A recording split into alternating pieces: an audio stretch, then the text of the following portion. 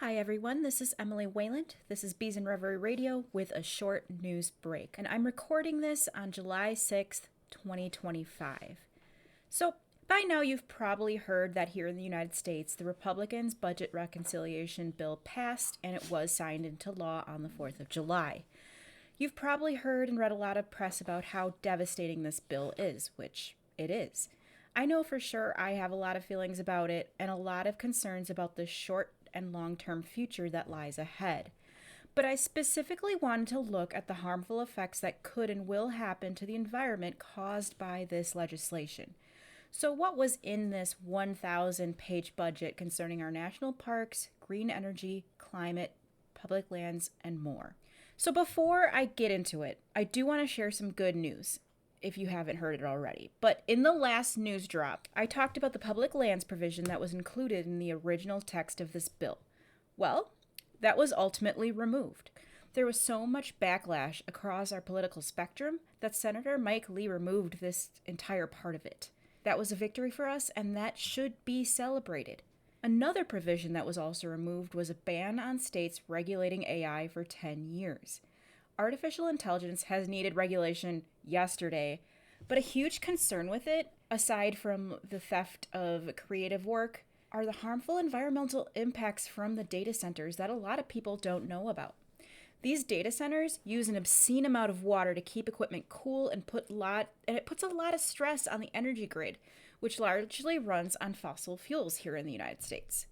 NPR reports the average data center uses 300,000 gallons of water a day to keep cool, which is roughly equivalent to water use in 100,000 homes. Many data centers directly consume water on site to remove the heat generated by the IT equipment. Turbines at these centers pollute breathable air. Just ask any of those living by the XAI data center in Tennessee. In fact, the NAACP is suing XAI on behalf of that majority black community. So if something like this were happening in a state where government would want to help communities near data centers, legislation could be written and passed at the state level, which is a good thing and we all want that. So that was some good news. But unfortunately, we have to talk about the bad news now. So what was in this bill that will have real effects on our environment? Well, it weakens public health and environmental protections. This bill eliminates programs that are cleaning up air pollution in our schools and from dirty trucks, buses, and pipelines in our communities. This administration is all about rolling back regulation. At the same time, they want to cut funding that allows communities to track harmful pollution. Eliminating these programs will increase toxic air pollution that causes asthma, heart condition, cancer, and premature death. We already know that Medicaid and SNAP received massive cuts, leaving millions of people, particularly in low-wealth communities and communities of color, without access to health care to treat these life-threatening conditions. It also cuts clean energy tax credits. This bill will essentially decimate the Inflation Reduction Act, which was the largest climate and clean energy investment in U.S. history passed under the Biden administration.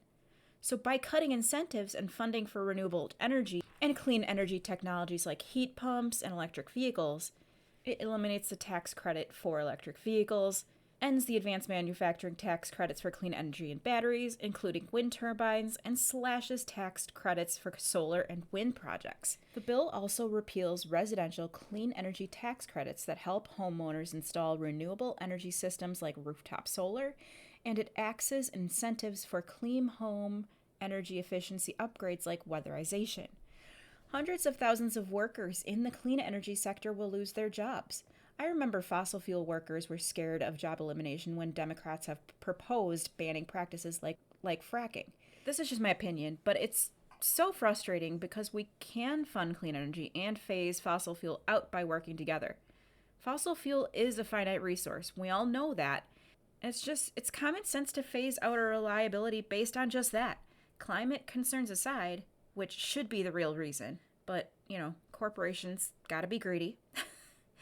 Losing funding for clean energy projects could also force communities to rely on polluting, extensive fossil fuels to meet their energy needs and face electricity reliability problems like brownouts and blackouts. This would further increase already oppressively high energy costs nationwide.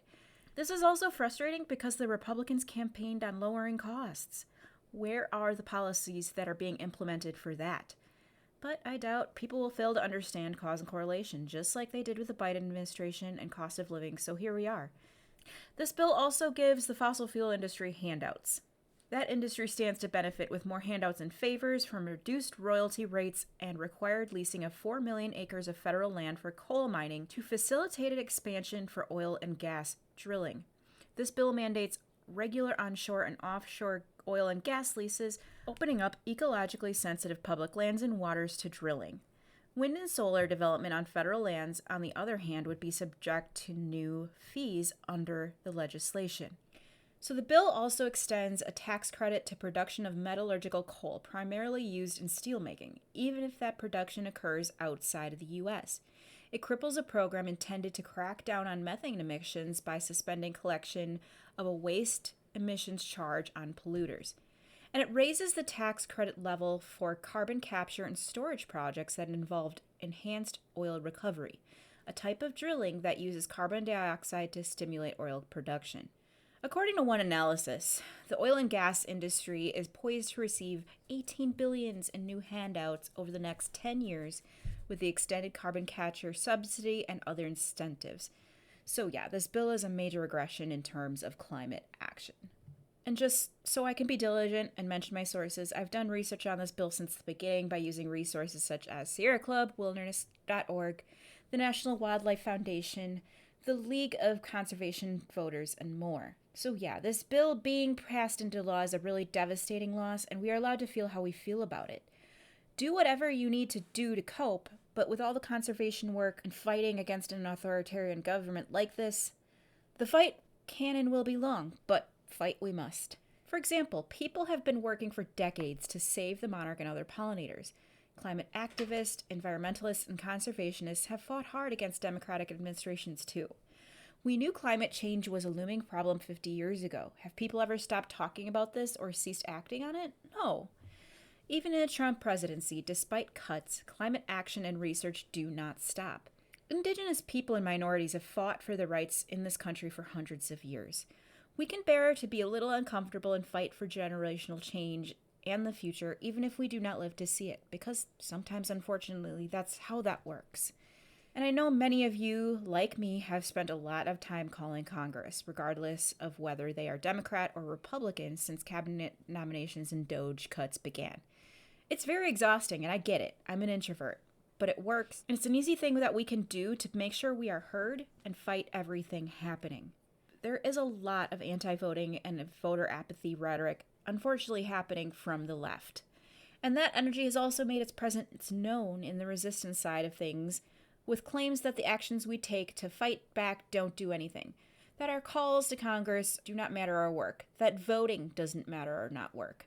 That's not true, and I beg you all to please not buy into any of that. Those are influencers looking for clicks, and sometimes memes go around that you have to question where they came from.